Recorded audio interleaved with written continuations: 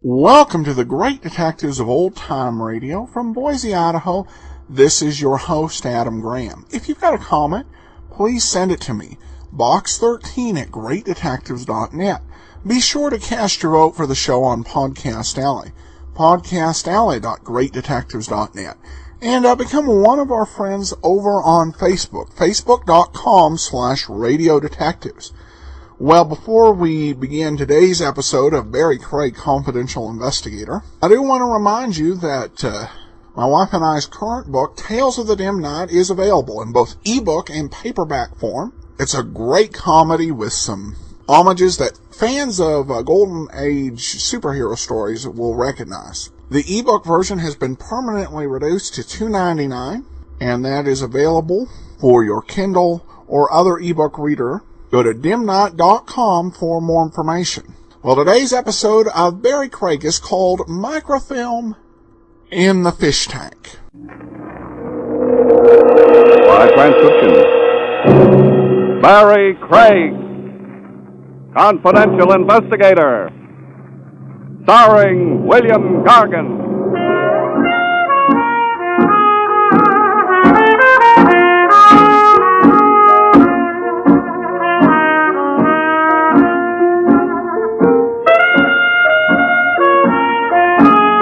Barrie Craig speaking. Detectives come in three sizes. City cops, big agencies, and guys like me with a small office and an insurance company retainer to pay the rent. Cops don't have to worry about getting cases, and the big agencies have branches from here to Shanghai. But from where I sit, you never can tell where your next case will come from. Last week it started with my old brown suit. I'd been on a bodyguard case, and the suit looked as if I'd been sleeping in it for a week. There was a good reason for that. I had. I tucked it under one elbow and ducked into George the tailor's. George had a king-size shoebox in the basement of my office building. Morning, Mr. Craig. Hi, George. What can you do with this suit? If you like herringbone handkerchiefs, I could maybe salvage enough goods. All right, so I'm not Adolph Mon Jun. How about it? Tuesday? With the spots out, Thursday. Okay, Thursday. Oh, say, Mr. Craig, I wanted to ask you, I've got a problem. Well, what is it, George? Got a pair of plaid slacks with no coat to match? No, I'm serious. My wife says, George, you go to the police. But she wasn't here when that man came. What man? What's the pitch, George? The man said I need protection. Shakedown, huh? The man said I've got to pay $50 a week to stay open. He says, George, you wouldn't want trouble. Maybe a bottle of acid spilled on your rack. Did you pay him? Well, I didn't have $50. I told him to get out. Now I'm scared, Mr. Craig. Look, you're a detective. I want to hire you. You protect me. That won't work, George. Stopping a protection racket is a big operation. You need 24-hour guards, a whole setup to protect all the shop owners. Well, I could pay in installments. You've already paid for protection, George. Your taxes. You better call in the cops. They're the only ones who can swing it. No. He said they'd beat me up. Maybe kill me. Look, George, I'll tell you what I'll do. I'll drop in at headquarters tomorrow and bend the lieutenant's ear. He'll give orders for a cop from the precinct to look after you. And start the ball rolling to find out who's behind this racket. Will you really do that for me, Mr. Craig? Sure. After all, I wouldn't want anything to happen to my brown suit. George disappeared in a spritz of steam, and I headed home. I put in a call to Lieutenant Edwards. He was out, so I left a message that I'd call in the morning. I was propped up in bed eating pretzels, reading a medium hard-boiled private eye opus, wondering where he found all the beautiful blondes with the low-cut problems when the phone rang. I left the intrepid sleuth under a falling blackjack and stretched for the receiver. Craig speaking. Mr. Craig, you've got to come quick. George? You've got to come down right away, Mr. Craig, please. Please. What's up? Somebody there? Hello, George. George! Hello, George! I slid into my shoes and took off across town. When I hit the pavement outside of George's shop, I had company. A hook and ladder, 2 pump engines, and a crowd of fire buffs who traveled to Denver to see a lit can of Sterno. The smoke was pouring out of the cellar as I muscled my way through the police lines and ran into Lieutenant Edwards. What do you want to be when you grow up, Craig? A cop or a fireman? I'll take a rain check on the laugh, Lieutenant. What are you doing here? Just holding back the crowd. If you ask me, all these fire buffs are nuts. Anybody know what started the fire? Doubt it. Cleaners' stores go up like birthday candles all the time. What does George say? Who? George, the tailor. He runs the shop. Probably at home playing three-handed stuss. No, he lives in back of the shop. He called me from here. You sure he isn't around? Haven't seen him. Fire boy said the joint was clean. Maybe. We better find out. Hey, where you going? Inside. It's chilly out here. I grabbed a rubber Chesterfield from the hook and ladder and headed inside. The first flash had died down, and the shop was burning nicely at the proper temperature for browning a turkey quickly. Under the fireman's coat, I was beginning to baste in my own juice as I pushed into the back room. I found what I was looking for under the counter. George the tailor, dead. Carried him outside and knocked off a few minutes to pump the smoke out of my lungs and siphon a little oxygen in. You all right, Barry? You know where I can get a new pair of eyelashes? Craig, what are you doing sightseeing at a fire at this hour of the night? And how did you know that guy was in there? I told you, Lieutenant. George called me. He was up against the protection drift. He tried to hire me. I told him I'd have you look into it. Well? It's too late for a referral now. Yeah? Well, it looks like it's my baby now. You better give me the whole shooting match to date. I have. That's all I've got. Anything turned up on your end? Any other complaints of a protection shakedown? Not a mutter. You're lucky you're out of it. I'm not. I haven't welched on a client yet, and as far as I'm concerned, George was my client. Well, it's a good, clean pro job anyway. Tough to prove arson. Maybe not. I found this wedged under George. Plastic? Celluloid scrap. Comes in real handy. Stick a plumber's candle in a pile of it, and by the time it blazes up, the mechanic is clear to Nutley, New Jersey to establish his alibi. Celluloid, huh?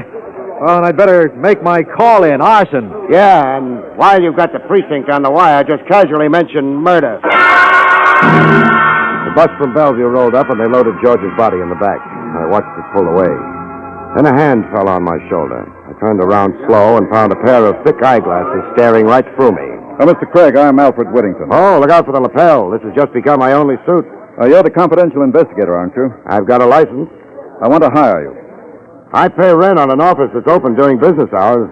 If you don't mind, right now I'm tired and a little burnt around the edges. I overheard your conversation with Lieutenant Edwards. You'll get your ear pinched in a keyhole that way. I'd like to talk to you, Craig.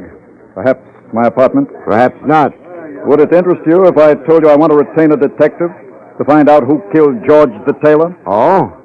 All right, Mr. Whittington, as you say. Let's go to your apartment. We rode uptown in the caddy that had to bend to get around corners. The name clicked as we crossed 42nd Street. Alfred P. Whittington. He ran the newspaper that did the big crime series this year. They got Stretch Longo to talk and almost pinned half a dozen rackets on the coattails of Herman Jess, the big operator. Of course, they had to put Longo together with Scotch tape for the funeral, but it made nice reading, and Herman Jess had left town until it all blew over. Whittington's apartment was in the penthouse on top of the newspaper building. We sailed up in a private lift and waded through the nap to his library. It was the kind of a room you see behind the iron gray hair and the whiskey ad. Whittington was a little cozy about speaking his piece, so we discussed interior decoration till he got ready to make the plunge. I had this room specially designed for my hobbies. Oh, looks like you make a hobby of hobbies. Guns, original oil paintings, and that fish tank is big enough for a stunted whale. Oh, that isn't all. I've got movie editing equipment in those cabinets.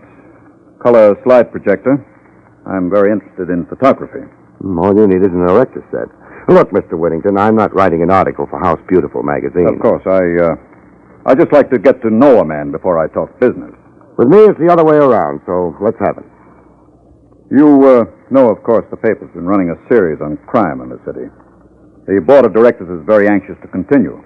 They've so instructed me. Where do I fit in? I heard you say you were going to work on this protection racket. That's right. Do you still intend to? Up to the top. Good. We can help each other, Craig. I want to retain you on behalf of the paper. What happened to your reporters? Measles? Contrary to popular fiction, reporters aren't trained as detectives. You are. What do you want? Whatever you can get. Of course, I want reports direct to me, strictly confidential. That comes with the price of the entree. Our legal staff will have to go over everything before we print it. And nobody's to know you're working for me. Bashful? Discreet. The staff here would feel I didn't have confidence in them. Don't you? When I want a job done right, I go to a professional. I want the truth, no matter whom it involves. But I want the story exclusive, as it develops, step by step, All right. Then you're my second client, because George the tailor comes first. Next morning, I went down to the insurance company that pays me that nice, steady retainer, rain or shine. I waded through the acre of desks in the outer office and rapped on the glass door marked Arthur B. Goldsmith. Art was the company expert on fires. He knew enough angles on arson to burn out an asbestos mine. I planted the scrap of celluloid I found under George the tailor on his desk and flipped over a few questions. No soap, Barry. Celluloid is standard equipment. It doesn't point to anybody? It'd be like asking which ball player uses a bat. The mechanic plants a plumber's candle in the celluloid scrap, down she burns, and then they can file the insurance claim in the morning. Much doing these days? Average. Not like in the Depression. In 33, the only way to make a profit was burn your own place down every 6 months. Art, if you wanted to hire the best, money no object, who would you get to start a nice, cozy conflagration? Pro job? Major League. Let's see. Mike DiGiorno's in Elmira. Maybe Irving Turkle, celluloid Harry Bush. I'll give you a list, maybe 10 men. Thanks, Art. It's a long shot. Got something else? Not yet, but if you rake a red-headed clinker out of the next fire, that's me. I started checking down Art's list. It was like looking for the clams in a bowl of cheap chowder. 2 of them were at peace in the lower bay, hugging a load of bricks. I found Irving Turkle on Center Street, right opposite police headquarters, pushing a baby carriage full of hot charcoal and roasted chestnuts. Hot roasted chestnuts. All hot. Dimesworth, Turkle. Who are you? Barrie Craig. Art Goldsmith at Federal Indemnity put me on you. Oh, yeah. Why, I got a lot of respect for Mr. Goldsmith. A lot of respect. Mm-hmm. Here's your chestnuts. Thanks. Look out for worms. Yeah, I will. How's business, Turkle? You push ice cream, turns cold. Switch to chestnuts, you could fry an egg on the sidewalk. Tough, huh? My worst enemy should have it better. You haven't been roasting anything besides chestnuts lately? Like what? Like tailor shops? Mr. Craig, I'm telling you honest, I ain't so much as set fire to a cigarette since the last time I got sprung.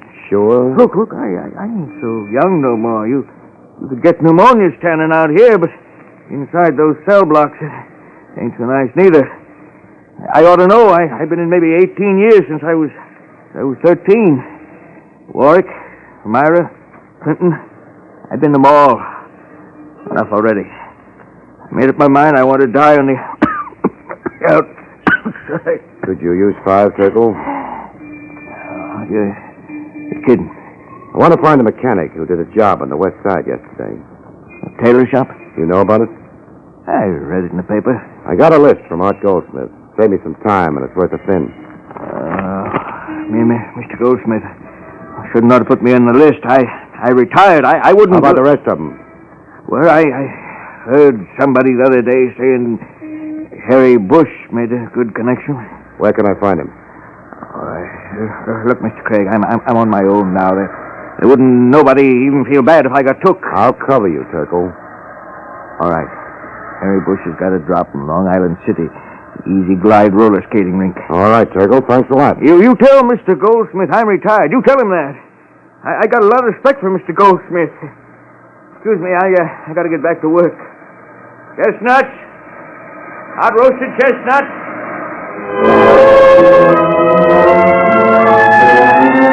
The Easy Glide roller skating rink was in a factory district across the river in Queens.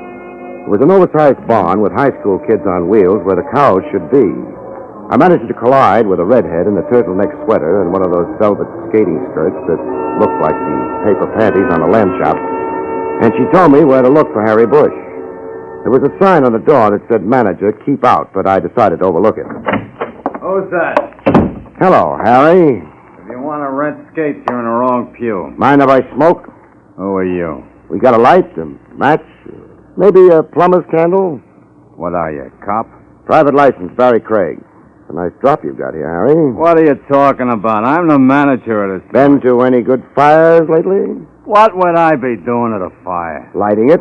They say around town, celluloid Harry Bush is working again. You're in the protection racket up to your pointy ears. You're crazy, Craig. I haven't been near a tailor shop. Yeah?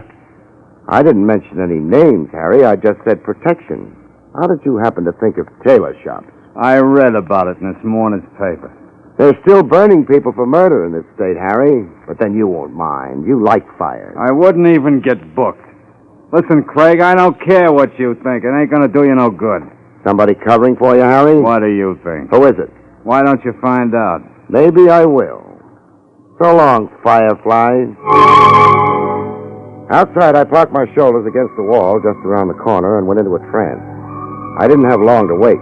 Celluloid Harry came bouncing out in less than 5 minutes and headed to town.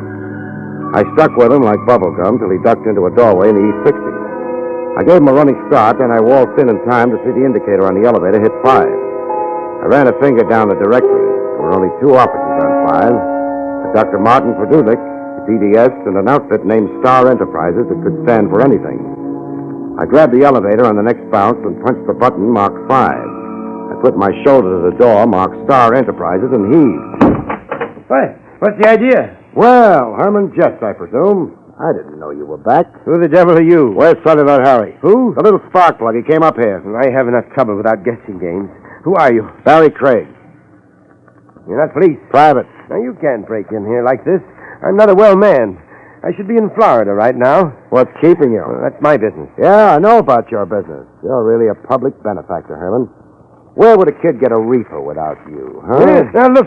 The doctor said I shouldn't get excited now. That must be a handicap in running your racket. I'm not in rackets anymore. I'm retired. What makes you think I'm going to believe that? Now, does it look like I'm running a business here? Well, no, but... I've got no desk, no files, not even a telephone. Now, the doctor says I've got to have absolute quiet. All right, then. Just tell me where Celluloid Harry is, and I'll stop disturbing the peace. Now look, Craig. You want somebody named Harry. I haven't got him. There's only one door here, and you came through it. Now, take a quick look in the closet and walk out of here. My heart can take just so much. I'll take you up on that, Jess. Not even a bone. Now, kindly leave.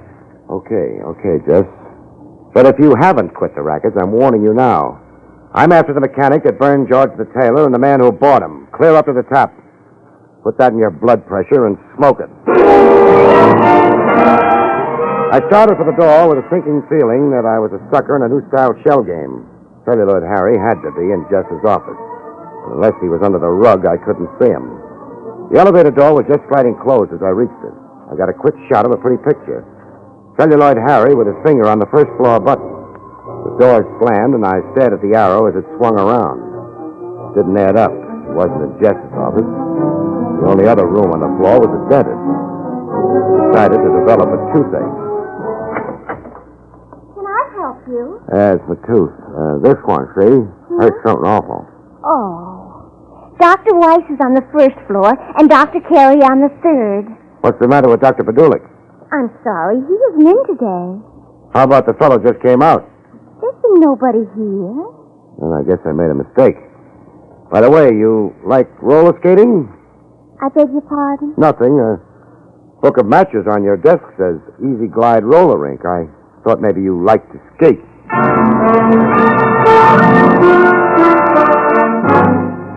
That dentist setup smelled like a herring factory at high noon in July, but I didn't push the point. I left and found a phone booth in the lobby of the building and poured my story into Whittington's shell-like ears. There might be any number of reasons for that girl lying to you, Craig. Harry might be a boyfriend. She doesn't like to skate, and Herman Jess is right next door. I think the dentist's office is a blind. You think he's fronting for Jess? I'd lay the odds. When the crowd thins out, I'm going up there to check. Well, what do you expect to find? I figure with the rackets Jess is running, he's got to have complete records handy, or he couldn't keep track of the take. I want to find those records. All right. If you come across anything, bring it straight to me. The receptionist had left for lunch, so I rang a few peals on the bell to see if Dr. Padulik was at home. He wasn't, so I let myself in with a bobby pin and went to work on the desk in the inner room. I pulled out a stack of records. That latest date was 3 months ago. The appointment book past that date was blank. The bills checked. Nothing later than 3 months ago, except the last one. A bill from the Conmont Memorial Home for $700.84 for the funeral of Martin Padulik. What are you doing in here? Huh? Who are you? Who do you think I am? Dr. Martin Padulik. He was a rabbity gray little man. Looked pretty good for a 3-month corpse. There was a vein in his forehead, jumping like a kid on a pogo stick. But his hand was steady as a rock, as it was wrapped around a .38 revolver. You stay where you are. What do you think you're going to do? Well, you broke into my office. I'm going to call the police. Fine. You go ahead. Maybe you can explain to them how you happened to be buried 3 months ago. What? You're no dentist. You're fronting for Herman Jess. Well, then, you're crazy. Am I? I'll save you time. I'll call the police. Give me that phone. And you give me that gun. There. Fair trade. Now, settle down, friend, while I jam a chair under the doorknob. I'm going to look for Herman Jess's records. I was in a tough spot, and I knew it. The License Commission doesn't look kindly on breaking and entering, and if that office was clean, I was in for trouble. I knew I couldn't search that room for anything smaller than an elephant in the few minutes before somebody drifted in, so I kept one eye on my buddy and played it cozy. I yanked the desk drawers out and threw the papers around like a picnic. I pulled the medical books down off the shelves to make sure that there weren't any false fronts. I wasn't getting any takes from the phony dentist, so I headed for the other room. I dumped the instrument trays, and he couldn't have cared less. But when I headed for the file cabinet in the corner, the vein in his forehead beat like a ragtime drummer on bathtub gin. You can't get away with this. I'll have you in jail. Yeah. I slid open the file drawers. Nothing but dental records. I slammed them shut, and my playmate relaxed like a hangover in a Turkish bath. I couldn't figure it. Those records ought to be near that file cabinet. Maybe a secret panel. I couldn't be sure without an x-ray, and then I got it. What are you doing? Taking a look in this box on top of the file. Those are valuable x-rays. Don't get them out of order. I won't. I'm taking them with me. This first batch are teeth, all right. But from here on, these pictures didn't come from anybody's mouth. Not unless his molars kept double-entry books. Oh, company. Let me in. I know you're in there, Craig. Not for long. Which way is the nearest fire escape? Hurry! I got him! In the pig's eye, friend! Craig, stand still or I shoot. The window was locked, so I tossed the waste paper basket through it. I was 2 floors down the fire escape when Jess showed up in the window. It was slamming around like a pinball game with body English. I hit the ground and sprinted for the curb. Then I jumped into a waiting hack. It pulled away. I saw Celluloid Harry bounce out of the building and into another cab. Hey, mister, I wouldn't want to make you nervous, but you're being followed. No, I'm very popular. Can you lose them? No. My life insurance lapsed last week. Would $50 change your mind? What good is insurance after I'm dead? 50 I can spend now. Hold on to your plate. We weaseled through Manhattan. The cab behind us stuck like a mustard plaster. We got into a jam and a transverse across Central Park. Hang on, mister. I'm going to cut inside that bus on the sidewalk. You got caught by the light.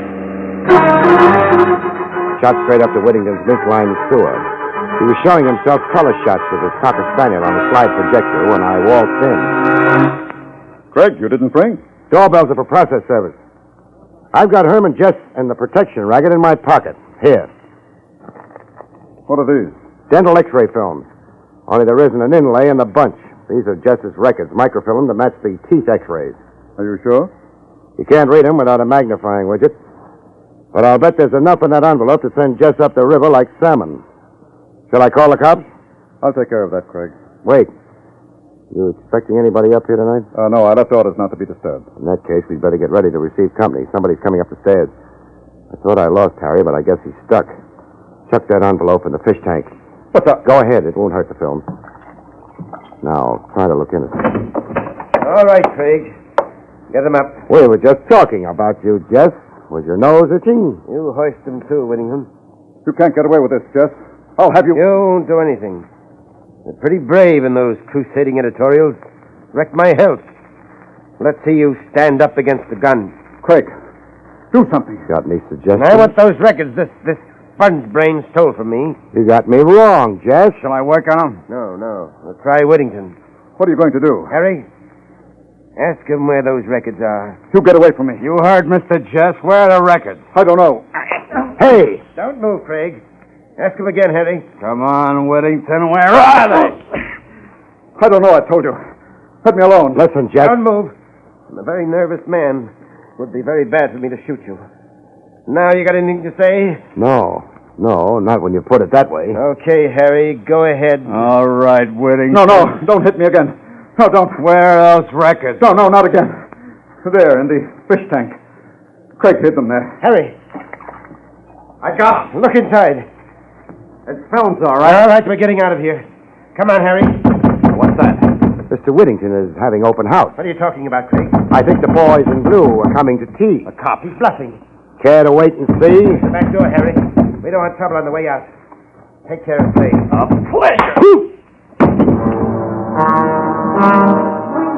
Harry was behind me when he let me have it with the butt end of his gun. I retired temporarily from this world, and when I got back, I was looking at a pair of shoulders 4 yards wide with Lieutenant Buck Edwards cooing gently in my ear. Craig, you all right? Oh. I'd better send for a doctor. How about Jess? Dad is yesterday's racing form. He tried to shoot it out with the boys I had staked downstairs. And Celluloid Harry's on his way to prison ward at Bellevue. Just it, eh? Lieutenant, did you search the body? There was certain evidence. You mean this envelope? That belongs to the paper, Lieutenant. Part of a confidential report. I don't know, Mr. Whittington. I'll take complete responsibility. We rate a break on this story. Craig was retained by us. Go ahead, Buck. Give it to him. Excellent. I'll put it in my safe. Better look at it first. What do you mean? You'll find it's a real classy collection of diseased choppers. What are you talking about? They aren't the real microfilm records. They're just a bunch of legitimate x-rays of teeth. I left the real records with the cab driver and told him to take them to Lieutenant Edwards. What you told me... Sure I did. But I like to play it safe. I knew Jess would be after me, and I was afraid he might persuade you to give them back. I'm sorry. I'm afraid I was rather weak. But I really thought he intended to kill him. Oh, don't apologize. You were terrific. That was a great strong-arm scene you played with your stooges. Stooges? Sure. Why do you think I ducked those records, Whittington? When I was going through that x-ray file, one thing caught my eye, a color transparency. It didn't exactly belong in that file because I'd seen a print of that picture before on your desk. A very flattering portrait of your wife. My wife? Yes, you made a slight mistake. You must have got it mixed up with your microfilm records when you shipped them back to your boy, Herman Jess. Oh, see here. Are you trying to insinuate that I mean, you're the real boss behind this racket, not Harry Jess. Why, well, that's absurd. If that were true, then why would I have hired you? Self-protection. Your board of directors was pushing you to deliver that crime series, but you figured that if I turned anything up, it'd be easy to take care of me this way. Craig, you're out of your mind. You can't prove a thing. Oh, yes, we can. We checked those microfilms, Mr. Whittington. There's a payoff to you listed on every page. You've been under arrest for the last 5 minutes. Well, Whittington, I guess this squares accounts for George the tailor, but you still owe me for one brown suit. I'll put it on the bill for services rendered. Take him away, boys. Coming, Barrie. Coming, Lieutenant. So long, folks. See you next week.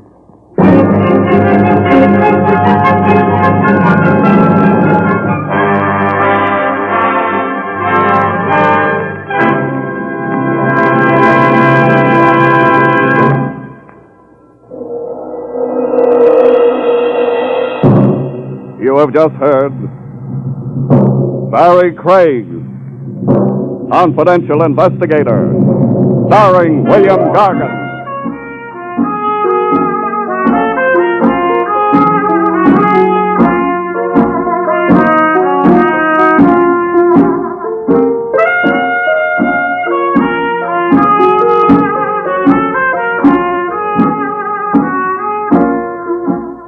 Next week, another exciting transcribed story starring America's #1 detective, William Gargan, as Barrie Craig, Confidential Investigator.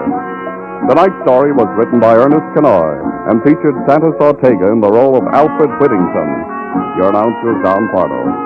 All persons and places mentioned in this program were fictitious, and any resemblance to actual persons living or dead is purely coincidental.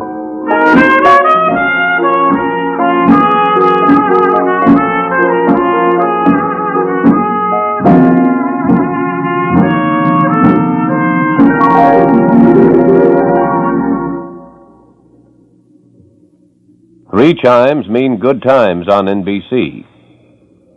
Till we meet again next Wednesday for another hard-hitting adventure with Barrie Craig, Confidential Investigator, let me give you a brief rundown of the adventure shows you can hear on NBC. Tomorrow night on NBC, there are a trio of action programs starting off with Mr. Keene, Tracer of Lost Persons, as he investigates another thrilling mystery. Then Dragnet brings you an authentic criminal case history as taken from the files of the Los Angeles police. Later, Counter Spy is called in to solve a case which threatens to endanger our national security. Then on Saturday, screen actor Brian Dunleavy takes you down the shadow-filled corridors of mystery on another dangerous assignment. On Sunday, NBC's adventure shows include a spine-tingling visit with Martin Caine, Private Eye, followed by the exciting story of The Whisperer. Later, Douglas Fairbanks is featured in The Silent Men with authentic action stories about your government security agents. On Monday, Herbert Marshall comes to the NBC microphone to assume the mysterious identity of the man called X. Then Tuesday night, hear Big Town, and another pulse-quickening story is told by editor Steve Wilson of the Illustrated Press. Well, there you have a complete roundup of the top mystery shows you can hear on NBC. Next Wednesday night, we hope you'll be back with us for another adventure with William Gargan as Barrie Craig, confidential investigator. Now it's Meredith Wilson's Music Room on NBC.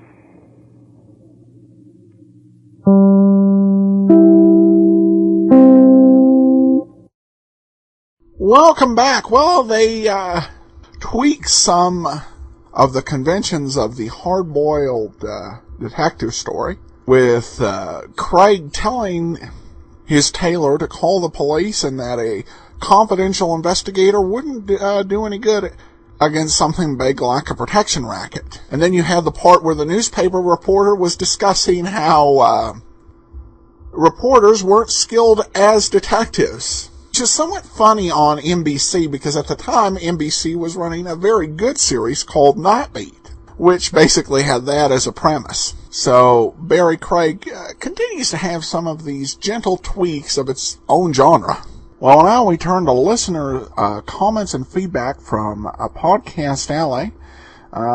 One says, great show, miss the Abbotts, don't care for the new shows. Of course, a caveat, that was before Barrie Craig came out. And then we have this comment from Joseph, who says, hey Adam, I've been listening since October. Love your podcast so much. It makes chores much more enjoyable. My favorite shows are in order: Sherlock Holmes, Nero Wolfe, The Abbotts, and The Thin Man.